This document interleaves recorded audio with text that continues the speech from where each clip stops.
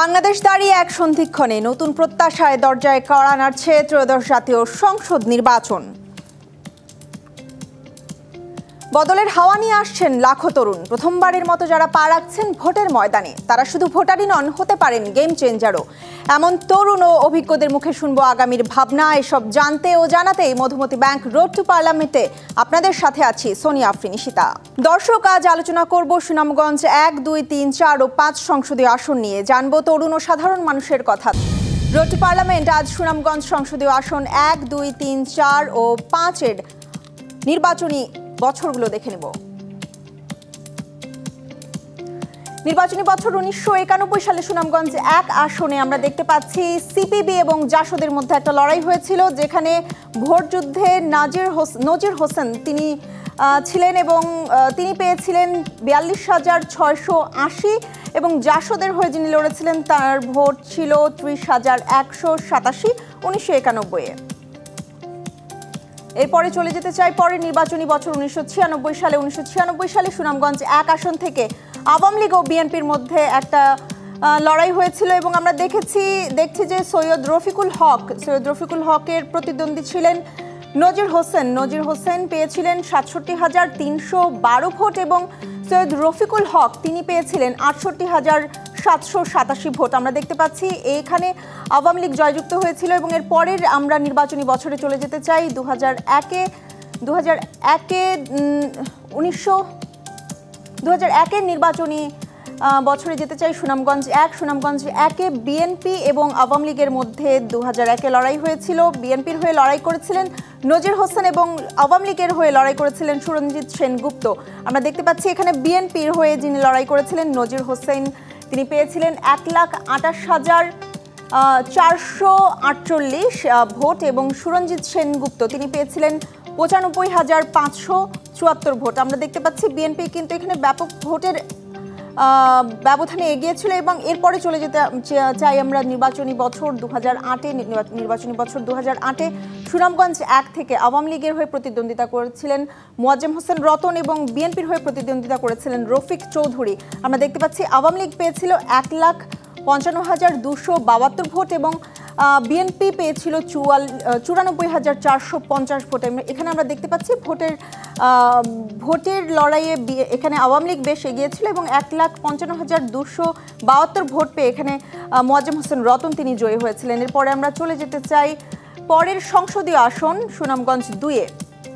সুনামগঞ্জ 2 নির্বাচনী বছর 1991 সালে গণতন্ত্র পার্টি এবং জাতীয় পার্টির মধ্যে একটা লড়াই হয়েছিল, যেখানে গণতন্ত্র পার্টির হয়ে লড়াই করেছিলেন সুরঞ্জিত সেনগুপ্ত এবং জাতীয় পার্টির হয়ে লড়াই করেছিলেন দবির ইসলাম চৌধুরী। আমরা দেখতে পাচ্ছি গণতন্ত্র পার্টি পেয়েছিল 58,580 ভোট এবং জাতীয় পার্টি পেয়েছিল 36,067 ভোট।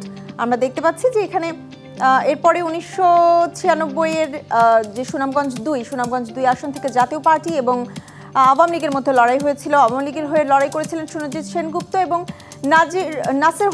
নাসির উদ্দিন চৌধুরী তিনি জাতীয় পার্টির হয়ে নির্বাচন করেছিলেন। 59,000 ভোট পেয়েছিলেন নাসির উদ্দিন চৌধুরী এবং আওয়ামী লীগ ভোট পেয়েছিল 58,496 ভোট। এবং আমরা দেখতে পাচ্ছি কিন্তু এখানে বেশ হাড্ডাহাড্ডি একটা লড়াই হয়েছিল সুনামগঞ্জ 2 আসন 1996 সালের নির্বাচনী আসরে।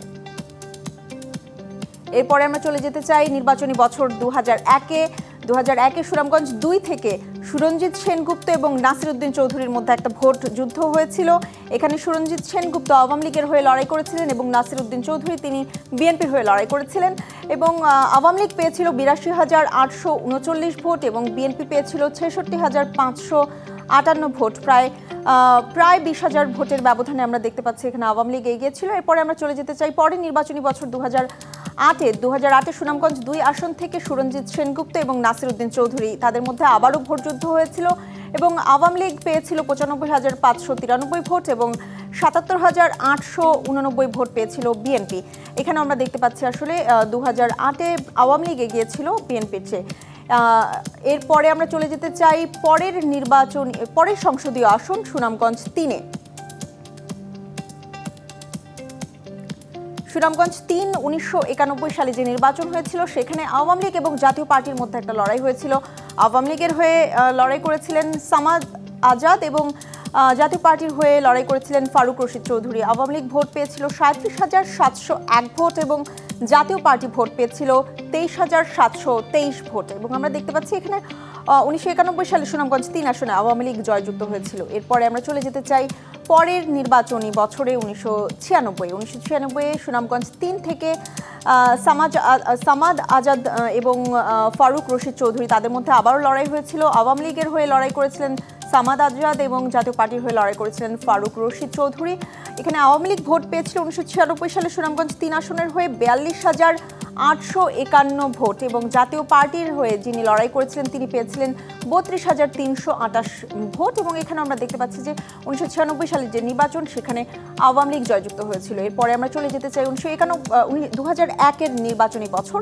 2001-এর নির্বাচনে যে নির্বাচন হয়েছিল সেখানে সুনামগঞ্জ 3 আসনে আওয়ামী লীগ এবং ইসলামী ঐক্যের মধ্যে একটা লড়াই হয়েছিল। আওয়ামী লীগের হয়ে লড়াই করেছিলেন সামাদ আজাদ এবং ইসলামী ঐক্যের হয়ে লড়াই করেছিলেন শাহিনুর পাশা চৌধুরী। আমরা দেখতে পাচ্ছি যে যিনি আজাদ ছিলেন তার ভোট ছিল 69,421 ভোট এবং শাহিনুর তিনি পেয়েছিলেন 63,475 ভোট। এখানে 2001-এ আওয়ামী লীগ এগিয়েছিল সুনামগঞ্জ 3 আসনে। এরপর আমরা চলে যেতে চাই নির্বাচনী বছর 2008-এ সুনামগঞ্জ 3 থেকে লড়াই হয়েছিল আওয়ামী লীগ এবং বিএনপির মধ্যে। আওয়ামী লীগের হয়ে লড়াই করেছিলেন এম এ মান্নান এবং এম এ মান্নানের বিপরীতে ছিলেন বিএনপির হয়ে শাহিনুর পাশা চৌধুরী। আমরা দেখতে পাচ্ছি এখানে আওয়ামী লীগ পেয়েছিল 1,34,559 ভোট এবং বিএনপি হয়ে যিনি লড়াই করেছিলেন শাহিনুর পাশা চৌধুরী তিনি পেয়েছিলেন 56,765 ভোট। এখানে আমরা দেখতে পাচ্ছি বিপুল ভোটের ব্যবধানে কিন্তু এই 2008 সালে সুনামগঞ্জ 3 আসন থেকে আওয়ামী লীগ জয়যুক্ত পেয়েছিল। এরপরে আমরা চলে যেতে চাই সুনামগঞ্জ 4 আসনে আমরা চলে যেতে চাই। আমরা সুনামগঞ্জ 4 আসনের নির্বাচনী বছর 1991 সালে আমরা দেখতে পাচ্ছি আওয়ামী লীগ এবং বিএনপির হয়ে যে লড়াইটা হয়েছিল সেখানে জহুর মিয়া তিনি পেয়েছিলেন আওয়ামী লীগের হয়ে 30,649 ভোট এবং বিএনপির হয়ে যিনি লড়াই করেছিলেন দেওয়ান শামসুল আবেদিন তিনি পেয়েছিলেন 25,865 ভোট। আমরা যদি একটু এখানে দেখি যে আওয়ামী লীগ এবং বিএনপির মধ্যে বেশ হাড্ডাহাড্ডি একটা লড়াই হয়েছিল এবং মাত্র 5,000 ভোটের ব্যবধানে কিন্তু এখানে আওয়ামী লীগ জয়যুক্ত হয়েছিল। এরপরে আমরা চলে যেতে চাই 1996 সালের যে নির্বাচন সুনামগঞ্জ 4-এর সে 1996 সালের নির্বাচনী বছরে যেতে চাই। 1996 সালে সুনামগঞ্জ 4 আসন থেকে বিএনপির হয়ে লড়াই করেছিলেন ফজলুল হক এবং আওয়ামী লীগের হয়ে লড়াই করেছিলেন জহুর মিয়া। আমরা দেখতে পাচ্ছি বিএনপি পেয়েছিল 36,155 ভোট এবং আওয়ামী লীগ পেয়েছিল 34,360 ভোট এবং খুবই কম ব্যবধানে অর্থাৎ বলতে গেলে একদম ভীষণ হাড্ডাহাড্ডি একটা লড়াই হয়েছিল এবং মাত্র 2000 ভোটের ব্যবধানে কিন্তু এখানে বিএনপি জয়যুক্ত হয়েছিল। এরপরে আমরা চলে যেতে চাই পরের নির্বাচনী বছর 2001-এ সুনামগঞ্জ 4 আসন থেকে বিএনপির হয়ে লড়াই করেছিলেন ফজলুল হক আফশা এবং আওয়ামী লীগের হয়ে লড়াই করেছিলেন দেওয়ান শামসুল আবেদিন। এরপরে আমরা দেখতে পাচ্ছি আমরা যদি একটু আগের 2001-এর নির্বাচনী বছরটা আবারও একটু দেখতে চাই।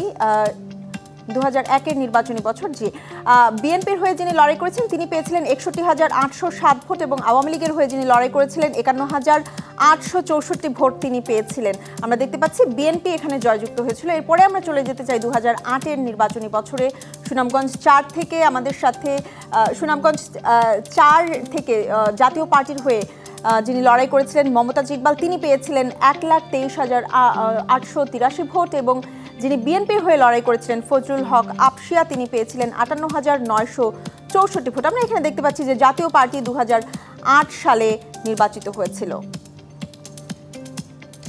দর্শক এই মুহূর্তে সুনামগঞ্জ 1, 2, 3, 4 ও 5 আসনের রাজনৈতিক দলগুলোর মনোনীত প্রার্থীদের কথা শুনবো, জানবো ত্রয়োদশ জাতীয় সংসদ নির্বাচন নিয়ে তাদের ভাবনা। যে কোনো মূল্যে অবকাঠামো আছে, মেশিনারিজ আছে, লোকবল আছে অথবা আনতে হবে।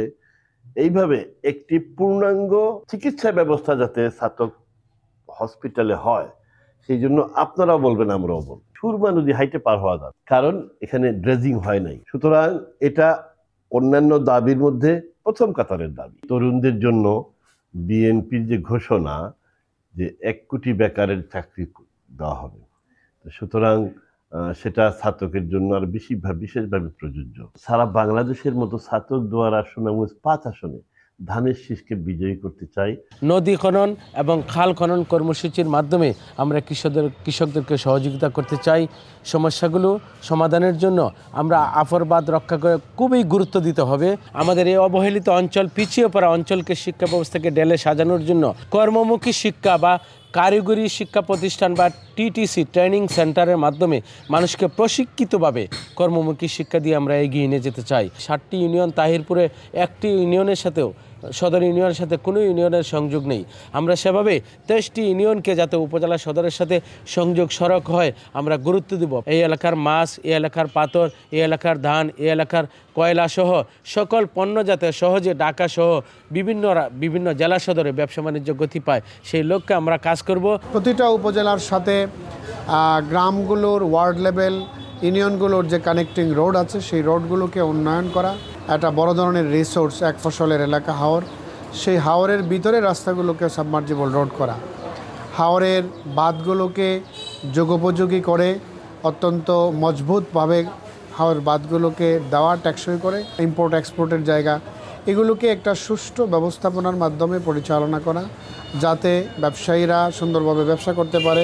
যুবকদের জন্য কর্মসংস্থানের ক্ষেত্রে তাদেরকে যদি স্কিল করতে হয় তাহলে কারিগরি শিক্ষা প্রতিষ্ঠানের দরকার অথবা কারিগরি প্রশিক্ষণ কেন্দ্রের দরকার। জনগণের দাবি হচ্ছে আমাদের এই এলাকার শিক্ষার অগ্রগতির জন্য যেটা বিশ্ববিদ্যালয় প্রতিষ্ঠিত হয়েছে, সেই বিশ্ববিদ্যালয়ের নানা সমস্যা রয়েছে, এখনও স্থায়ী ক্যাম্পাস গঠন হয় নাই।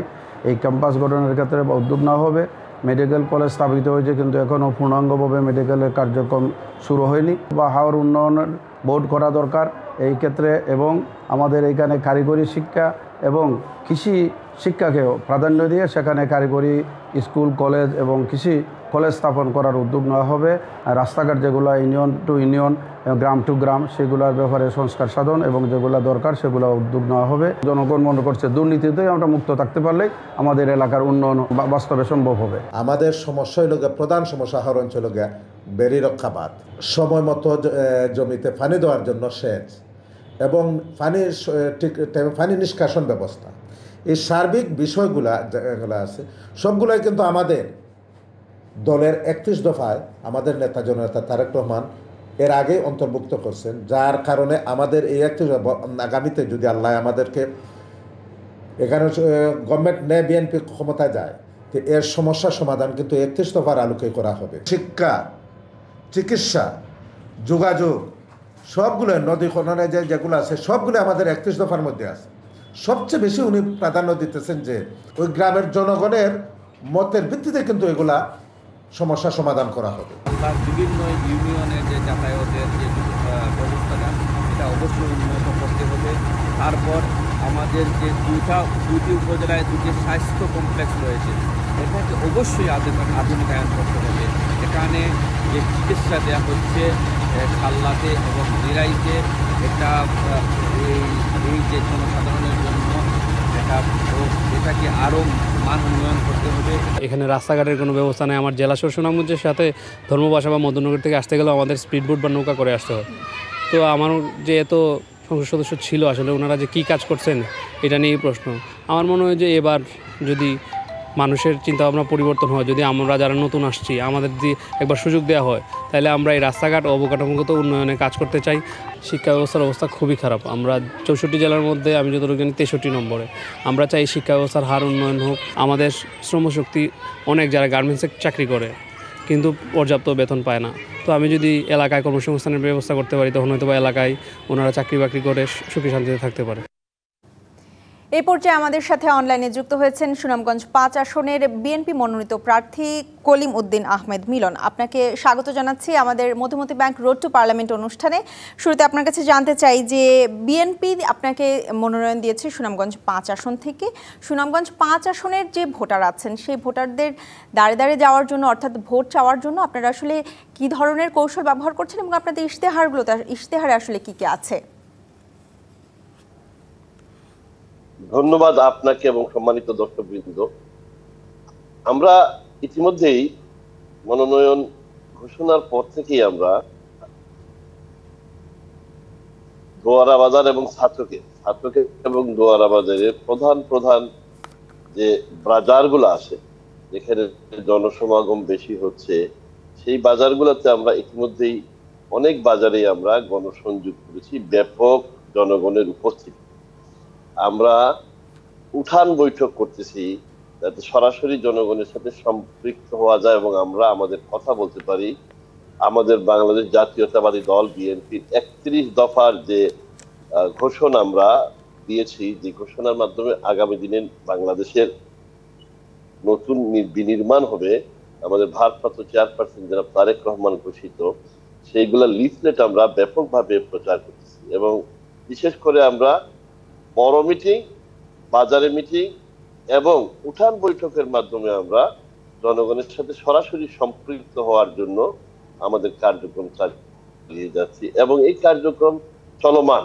ইনশাআল্লাহ আমরা আমাদের জনগণের সাথে সম্পৃক্ত হয়ে যাব এবং হয়ে যাচ্ছি। আমাদের পরিকল্পনা আছে আমাদের সকল ওয়ার্ডে, ইউনিয়নের সকল ওয়ার্ডে, পৌরসভার সকল ওয়ার্ডে আমাদের যে টিম আছে, আমাদের যে কমিটি আছে, তাদের মাধ্যমে আমরা ঘরে ঘরে বিএনপি 31 দফার প্রচার এবং ধানের শীষের পক্ষে ভোট দেওয়ার জন্য আমরা ঘরে ঘরে আমাদের। জি কলিমুদ্দিন মিলন, আমি আপনার কাছে একটু জানতে চাই যে আমরা জানি যে সুনামগঞ্জে আসলে বর্ষাকালে এক ধরনের বন্যার সম্মুখীন হয় সেখানকার যারা বাসিন্দা আছেন। আপনারা ক্ষমতায় যদি আসেন সেক্ষেত্রে আসলে তাদের জন্য কি করবেন?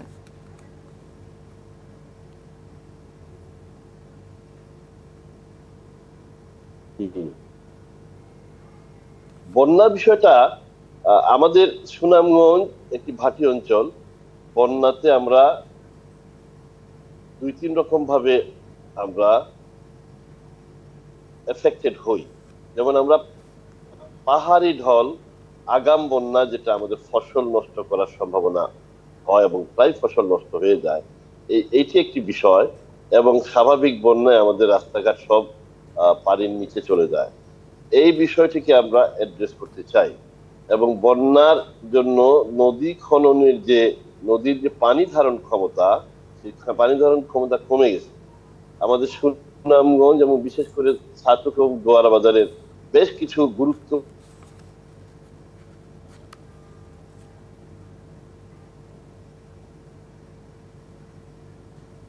হওয়া প্রয়োজন, সুরমা নদীতে ড্রেজিং হওয়া খুব প্রয়োজন এবং আমরা আগাম বন্যা থেকে যাতে আমাদের ফসল রক্ষা করতে পারি, বড় ফসল, আপনি খুব প্রধান ফসল আমাদের জন্য, সেই জন্য স্থায়ী বন্যা প্রতিরোধ ফসল রক্ষা বাঁধ নির্মাণ প্রয়োজন। এই সকল বিষয়গুলি এতদিন কোনো না কোনো রকম ভাবে চালিয়ে যাওয়া হয়েছে। আমরা মনে করি এর স্থায়ী সমাধান প্রয়োজন এবং জনগণের ট্যাক্সের টাকায় এই সমস্ত প্রকল্পের অর্থ যাতে এই সমস্ত প্রকল্পেই ব্যবহৃত হয়, এতে যাতে অন্য কোনো ভুক্তভোগী, অন্য কোনো সুবিধাবাদীরা জি কলিমুদ্দিন আহমেদ মিলন, আপনাকে অসংখ্য ধন্যবাদ আমাদের মধুমতি ব্যাংক রোড টু পার্লামেন্টে আজ এসে সময় দেওয়ার জন্য। ধন্যবাদ। দর্শক, এই মুহূর্তে আমাদের সাথে অনলাইনে আরো যুক্ত হবেন সুনামগঞ্জের জেলা প্রশাসক ডক্টর মোহাম্মদ ইলিয়াস মিয়া।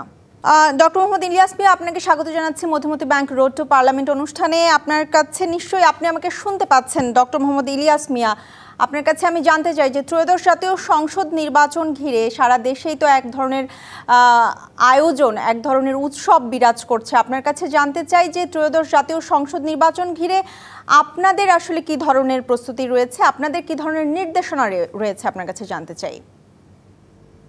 আমরা ফরমালি এখনো কোনো নির্দেশনা পাইনি, তবে আমরা জেনারেলি নির্বাচন কেন্দ্রিক যে সকল চ্যালেঞ্জ থাকে সেই চ্যালেঞ্জগুলোকে ওভারকাম করাই আমাদের নির্দেশনা। যেমন সুনামগঞ্জ আপনি জেনে থাকবেন যে এই অঞ্চলের যোগাযোগ ব্যবস্থা অন্যতম বড় একটা চ্যালেঞ্জ। এই বিষয়ে আমাদের একজন সম্মানিত নির্বাচন কমিশনার এসেছিলেন, তাকে আমরা জানিয়েছি যদি এখানে প্রয়োজনীয় সংখ্যক স্পিড বোটের ব্যবস্থা করা যায় সেটা আমাদের রেসপন্স টাইমকে কমিয়ে দিবে এবং আমাদের নির্বাচনের কেন্দ্রিক যে আইন শৃঙ্খলা পরিস্থিতির উদ্ভব হয়ে থাকে সেগুলা তিরোহিত করতে অধিকতর কার্যকর ভূমিকা রাখতে সহায়তা করবে। তাছাড়া আমাদের যাতায়াতেও একটা সমস্যা আছে, যেমন মানে ভোটারদের বাড়ি থেকে ভোট কেন্দ্রে যাওয়ার যে যোগাযোগ ব্যবস্থা, এই যোগাযোগ ব্যবস্থাটা দেশের অন্য অঞ্চলের মতো না।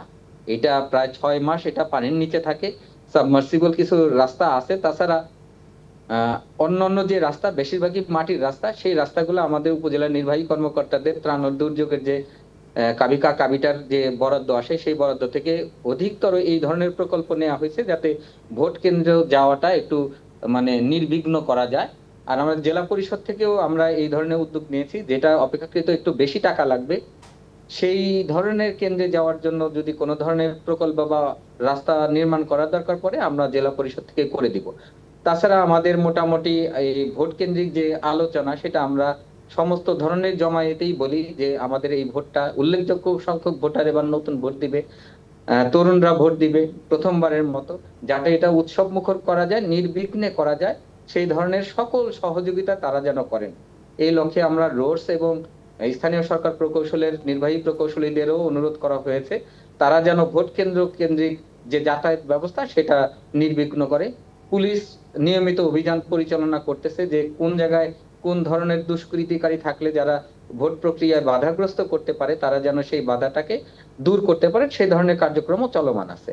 আমাদের পক্ষ থেকে অবাধ এবং নিরপেক্ষ নির্বাচন হতে সব রকম প্রস্তুতি আছে, তবে আনফোরসিন কিছু থ্রেটস এবং ইস্যুস হতে পারে, সেই বিষয়ে আমরা বিভিন্ন ধরনের কন্টিনজেন্ট প্ল্যান রাখতেছি যাতে ওইগুলো আমরা রেসপন্ড করতে পারি এবং অধিকতর দক্ষতার সাথে মোকাবেলা করতে পারি। ধন্যবাদ।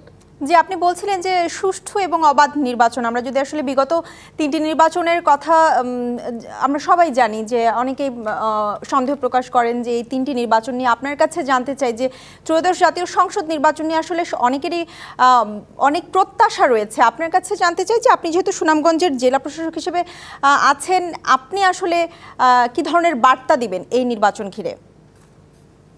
আমরা প্রত্যেক জমায়েতেই আমরা বলি যে যেখানে বেশি মানুষ হয় যে এবার আপনারা নির্বিঘ্নে উৎসবের সাথে ভোট দিবেন।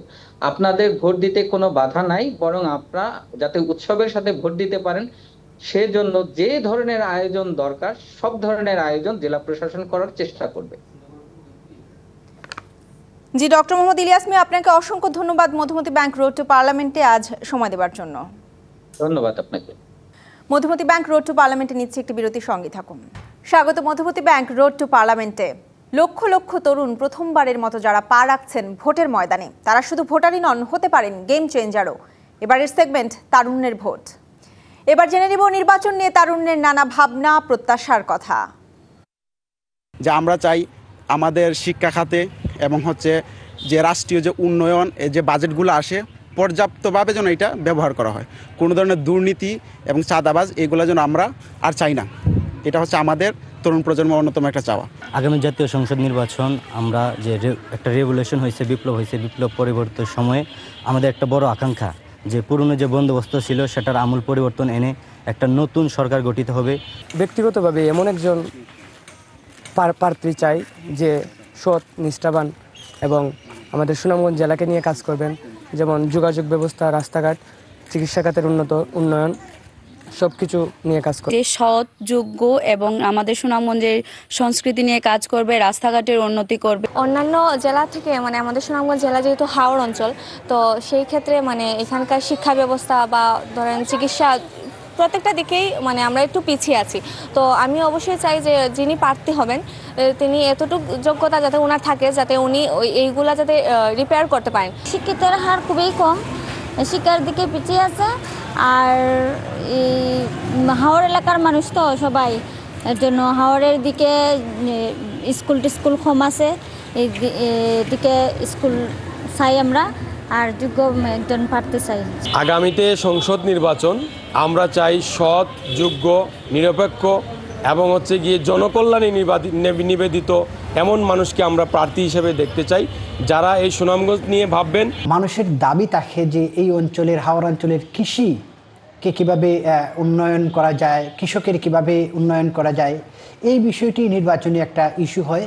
এর মধ্যে উল্লেখযোগ্য হাওড়ের ফসল রক্ষা বাঁধ, হাওড়ের মৎস্য সম্পদ উন্নয়ন। আমরা এই সুনামগঞ্জে এবং বিশম্বরপুরে এই সুনামগঞ্জের এই নুরুল সাহেব নুরুলে 15টি বৎসর জেল, জুলুম এবং রৌডের সবসময় রয়েছে উনি। রাজনৈতিক নেতারা রয়েছেন, তারা বড় বড় বক্তব্য দেন, বড় বড় কথা বলেন, আমরা আসলে সেইগুলো আর শুনতে চাই না, আমরা কাজ দেখতে চাই। আমাদের পিছিয়ে পড়া এই সুনামগঞ্জ জেলা আমরা চাই অগ্রগতি হোক, অন্যান্য জেলার মতো আমাদের জেলাও শিক্ষা খাতে, স্বাস্থ্য খাতে এবং সর্বদিকে এগিয়ে যাক, আমরা এটাই প্রত্যাশা করি। এই পর্যায়ে আমাদের সাথে অনলাইনে যুক্ত হয়েছেন সুনামগঞ্জ জেলার বিএনপির সদস্য সচিব অ্যাডভোকেট আব্দুল হক। জনাব আব্দুল হক, মধুমতি ব্যাংক রোড টু পার্লামেন্টে আপনাকে স্বাগত জানাচ্ছি। শুরুতে আপনার কাছে জানতে চাই যে ত্রয়োদশ জাতীয় সংসদ নির্বাচন ঘিরে সুনামগঞ্জ আসনে যারা মনোনীত প্রার্থী আছেন তাদের আসলে প্রস্তুতি কেমন এবং তারা আসলে জনগণকে কাছে টানার জন্য ভোটকে কেন্দ্র করে কিভাবে যাচ্ছেন জনগণের দ্বারে দ্বারে? জি, আপনাকে অসংখ্য ধন্যবাদ, ডিভিশন নিউজকে অসংখ্য ধন্যবাদ আমাকে সংযুক্ত করার জন্য। আমরা আমাদের জাতীয়তাবাদী দল, আমরা জানেন যে প্রায় 16 বছর আন্দোলন সংগ্রাম করে আমরা ভারপ্রাপ্ত চেয়ারম্যান জনাব তারেক রহমানের নেতৃত্বে এই ফেসিবাদকে নির্মূল করেছি। এই আন্দোলন সংগ্রামের সময়ই আমাদের যে প্রস্তুতিটা, এটি আমাদের একটা প্রস্তুতি। আর আমরা 5 আগস্টের পরে, ফেসিবাদ নির্মূলের পরে, আমরা যারা এই সুনামগঞ্জ 5টি আসনে যারা মনোনয়ন প্রত্যাশী, তারা প্রত্যেকেই গ্রামে গ্রামে, ওয়ার্ডে ওয়ার্ডে, ইউনিয়নে ইউনিয়নে গণসংযোগ করে যাচ্ছি এবং আমাদের ভারপ্রাপ্ত চেয়ারম্যান জনাব তারেক রহমানের যে প্রণীত 31 দফা রাষ্ট্র গঠনের 31 দফা আমরা এই আগামীতে জনগণের ভোটে, নিরপেক্ষ ভোটে আমরা রাষ্ট্র ক্ষমতা অধিষ্ঠিত হলে কিভাবে রাষ্ট্রটাকে আমরা গঠন করব, যাতে করে অতীতে যে বিশেষ করে বিগত 16 বছরের যে ফেসিবাদের অত্যাচার, নির্যাতন এবং কোনো অবস্থায় যাতে কেউ ফেসিবাদ হয়ে উঠতে না পারে, সেই লক্ষ্যেই 31 দফা প্রণয়ন করা হয়েছে। আমরা সুনামগঞ্জে বিশেষ করে কৃষি প্রধান জেলা আমাদের, আপনারা জানেন যে কৃষির উপরে আমরা নির্ভরশীল এবং হাওর বাওর এবং মাছ এবং পাথর বালি এগুলা আমাদের মূল বিষয়। আমরা এই দিকে নজর রাখবো, কৃষকের উন্নয়নের দিকে। এবং হাওর, প্রায় প্রতি বছরই হাওরে আপনারা কান্না শুনতে পান যে হাওরে যে মারাত্মক প্রতি বছরেই এই হাওর রক্ষা বাঁধের দুর্নীতি হয়। এই দুর্নীতিকে রোধ করে যাতে সঠিকভাবে হাওর রক্ষা বাঁধ দিয়ে হাওরটা রক্ষা করে যাতে আমাদের কৃষকদের সোনালী ফসল গড়ে উঠতে পারে, সেইটার দিকে আমরা নজর দিতে চাই। এবং কৃষিতে যাতে একটা বৈপ্লবিক পরিবর্তন হয়, আমরা সেদিকেও নজর দিতে চাই। এবং রাষ্ট্রটা যাতে এমনভাবে গঠিত হয় যাতে করে সব মানুষ সমান সমান অধিকার পায়। জি আব্দুল হক, আপনার কাছে জানতে চাই যে আমরা আসলে দেখেছি যে কিছুদিন আগেই যখন বিএনপির ভারপ্রাপ্ত চেয়ারম্যান তারেক রহমান তিনি 236টি আসনে একটা সম্ভাব্য প্রার্থী ঘোষণা করেছেন, এরপরে আসলে যারা প্রার্থিতা পেয়েছেন তাদের সমর্থকরা যেরকম উচ্ছ্বাস হয়েছিলেন, একইভাবে যারা আসলে মনোনয়ন পাননি তাদের সমর্থকদের মধ্যে আমরা এক ধরনের মতানৈক্য বা এক ধরনের ক্ষুব্ধ প্রতিক্রিয়া দেখতে পেয়েছি। সুনামগঞ্জ আসনে আসলে সুনামগঞ্জে যে আসনগুলো আছে সেগুলোতে আসলে বিএনপির প্রার্থীদের কি অবস্থা? সুনামগঞ্জে আসলে আলাদা কিছু নয়, যারা বিগত দিনে আন্দোলন সংগ্রাম করেছে এবং যারা মনোনয়ন প্রত্যাশী, মনোনয়ন থেকে যারা বঞ্চিত হয়েছেন 3 নভেম্বর যে ঘোষিত এতে, এইটা তো স্বাভাবিকভাবেই মনক্ষুণ্ণ হবেন, এটাই স্বাভাবিক। তারপরেও আমাদের ভারপ্রাপ্ত চেয়ারম্যান মহোদয় আমাদেরকে ডেকে উনি বলে দিয়েছেন যে মনোনয়ন আমরা যাকেই দিব তার পক্ষে আমাদের কাজ করতে হবে। আর কারণ দানের শীষ জিতলে আমরা জিতবো, দেশ জিতবে এবং এই দেশে গণতন্ত্র প্রতিষ্ঠিত হবে। আমাদের মনক্ষুণ্ণ হওয়ার যথেষ্ট কারণ আছে। একই ধরনের একই যোগ্যতা সম্পন্ন অনেক প্রার্থী আছে আমাদের এই প্রত্যেকটা নির্বাচনী আসনে। আমাদের এই যে 15 বছরে আন্দোলন সংগ্রাম করে অনেকেই ফ্রন্টে আসছেন, মনোনয়ন যারা বঞ্চিত হয়েছেন তারা মনক্ষুণ্ণ। তারপরে আমরা দেশের স্বার্থে, দলের স্বার্থে, আমাদের দলের সিদ্ধান্ত আমরা সবাই মেনে নেওয়ারই মানসিক অবস্থায় আছে। সাময়িকভাবে একটু কষ্টে আছে এগুলো শেষ হয়ে যাবে। আমরা এই চেয়ারম্যান সাহেব, আমাদের ভারপ্রাপ্ত চেয়ারম্যান জনাব তারেক রহমান সাহেব নিজেও বিভিন্ন জায়গায় উদ্যোগী হয়ে মীমাংসা করে দিচ্ছেন। স্থায়ী কমিটির আমাদের সম্মানিত নেতৃবৃন্দ ওনারাও বিভিন্ন আসনের চেষ্টা করছেন। এগুলা থাকবে না। আমরা জি, অ্যাডভোকেট আব্দুল হক, আপনাকে অসংখ্য ধন্যবাদ। আমাদের মধুমতি ব্যাংক রোড টু পার্লামেন্টে আজ এসে আপনি সময় দিয়েছেন, অসংখ্য ধন্যবাদ। জি, আপনাদেরকে ধন্যবাদ। ধন্যবাদ। মধুমতি ব্যাংক রোড টু পার্লামেন্টে নিচ্ছে আরো একটি বিরতি, সঙ্গে থাকুন। স্বাগত, আবারও দেখছেন Madhumati bank road to parliament. নির্বাচন এলেই জমে উঠে চায়ের আড্ডা, নানা বিষয়ের যুক্তিতর্ক, সেই সব নিয়ে ভোটের আড্ডা। ভোটের আড্ডায় নানা পেশার মানুষের ভাবনা নিয়ে সুনামগঞ্জ থেকে সরাসরি যুক্ত হয়েছেন সহকর্মী সাইদুর রহমান আসাদ। আসাদ, আপনাকে মধুমতি ব্যাংক রোড টু পার্লামেন্টে স্বাগত জানাচ্ছি। আপনার কাছে জানতে চাই যে তরুণ প্রজন্ম আসলে ত্রয়োদশ জাতীয় সংসদ নির্বাচনকে নিয়ে কি ভাবছে, কি ধরনের বা কেমন জনপ্রতিনিধি চায় তারা, জানতে চাই আপনার কাছে। পার্লামেন্ট অনুষ্ঠানে আমি সুনামগঞ্জ থেকে এই মুহূর্তে আমরা জানার চেষ্টা করব একটি চায়ের দোকান থেকে যে তরুণরা এবং যারা সাধারণ মানুষ আছে কি ভাবছেন আগামী ত্রয়োদশ জাতীয় সংসদ নির্বাচনকে ঘিরে। শুরুতেই যদি আমি আপনার কাছে জানতে চাই, আগামী ত্রয়োদশ জাতীয় সংসদ নির্বাচনে আপনার প্রত্যাশার জায়গা কি? আমাদের প্রত্যাশার জায়গা হচ্ছে আমরা বিগত দিনে যে আমরা যে একটা আশা ছিল আমরা ভোট দেবো বুট ক্যাম্পাসে গিয়ে, তো আমরা সেখানে ভোট দিতে পারি নাই। তো আমরা সামনের দিনে যদি একটা অবাধ সুষ্ঠু নির্বাচন হয় তাহলে আমরা একটি সুষ্ঠু এবং আমরা ভোট দিতে পারবো আমরা তরুণরা, সে প্রত্যাশা আর কি। ধন্যবাদ আপনাকে। আপনার কাছে একই প্রশ্ন জানতে চাই। বিগত সময়টাতে আমরা জানি যে দিনের ভোট রাতে হয়ে গিয়েছে। আমরা যারা, আমি হয়তো আপনার ভোটার হওয়ার পরে একবার ভোট দিতে পেরেছিলাম 2001 সালে এবং 2006 ভোট দিয়েছিলাম। তারপর থেকে আর কোনো দিনই সুষ্ঠু নিরপেক্ষভাবে ভোট হয়নি। দিনের ভোট রাতে হয়ে যেত বা দেখা যেত আমি সেন্টারে গিয়েছি দিয়ে দিয়েছি। তো আমাদের প্রত্যাশা থাকবে অবাধ এবং সুষ্ঠু নিরপেক্ষ একটা নির্বাচনের। আপনার প্রত্যাশাটা কি যদি বলেন? আমার প্রত্যাশাটা হলো বিগত 17 বছর আসলে আমরা যে এক ওরাজনৈতিক দেশও আসলাম, আসলে আমরা কোনো স্বাধীনতা কোনো বুক করতে পারছি না। কারণ আমরা গেছি, আমরা নির্বাচন কেন্দ্রত আমরা গিয়ে দেখি আমার ভোট অন্যজনে দেওয়া গেছে, কিন্তু দিনের ভোট রাতে দেওয়া গেছে। কিন্তু আমরা এত অন্ধকারের ভিতরে ছিলাম, মানে এটা বলা বাহুল্য। কারণ আমরা চাই যে আগামী দিনে সুষ্ঠু নির্বাচন যাতে সুন্দরভাবে মানে ফেয়ার একটা নির্বাচন চাই, আমরা এই প্রত্যাশা। ধন্যবাদ আপনাকে। আমার ডান দিকে যাব। আমরা জানি সুনামগঞ্জ হাওড় এলাকা, এখানে অনেক সমস্যা রয়েছে, অনেক সম্ভাবনা রয়েছে। সেই জায়গা থেকে আগামী ত্রয়োদশ জাতীয় সংসদ নির্বাচনে আপনার প্রত্যাশা কি? আমার প্রত্যাশা হলো আমাদের এলাকা হাওড় এলাকা, আমাদের হাওড়ের বেড়িবাঁধগুলা এখন বর্তমানে কৃষি মৌসুমে হাওড়ে যাতায়াত করতে খুব কষ্টকর হয় মানুষের। যাতায়াত ব্যবস্থা খুবই বিচ্ছিন্ন আছে। এই যাতায়াত ব্যবস্থা তিনি আমাদের আকুব করবেন, আমরা ওনাকেই ভোট দিতে চাই। গত 17 বছর যে আমরা কারোর সাথে কথা বলতে পারি নাই, আমরা নেতাকর্মী যারা ছিল ওদের সাথে আমরা আমাদের এই সেন্টারটা মূলত বিএনপির সেন্টারটা, যার কারণে আমরা আওয়ামী লীগের কোনো নেতাকর্মীদের দ্বারে যাইতে পারি নাই।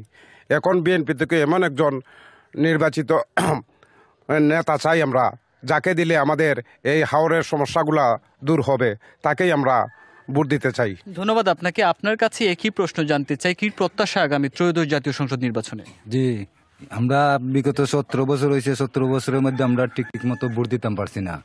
ভোট দিনে গেলে আমরা উপরে অনেক যা ঝামেলা শুরু হয়েছে, এই জায়গাতে আমরা পালিয়ে গেছি, গিয়া আবার আইয়া ভোট দিছি, কোনো সময় নাও দিতাম পারছি, দৌড়িয়া আবার পর্যন্ত গেছি। ওই অবস্থায় আমরা আছি। এখন আমরা সুষ্ঠু একটা আমরা ভোট দিতাম আশা করছি, এবং ওইটাই আমার প্রত্যাশা। ধন্যবাদ আপনাকে। আমরা সর্বশেষ আপনার কাছে জানতে চাই, আগামী ত্রয়োদশ জাতীয় সংসদ নির্বাচনে আপনার প্রত্যাশা কি? আমার প্রত্যাশা লুগিয়া, আসসালামু আলাইকুম, আমার প্রত্যাশা লুগিয়া মানুষ প্রবাসে যায় বিদেশ থেকে টেহা ফাটাইলে পরে তোমার মহিলা হল যায় টেহা তোমার লাগি বাদে সন্তরাসে তোমার দখল যায় ফকেট আইটা টেহা লাগে মানিবেগুলো এলাকা এই না সিনার।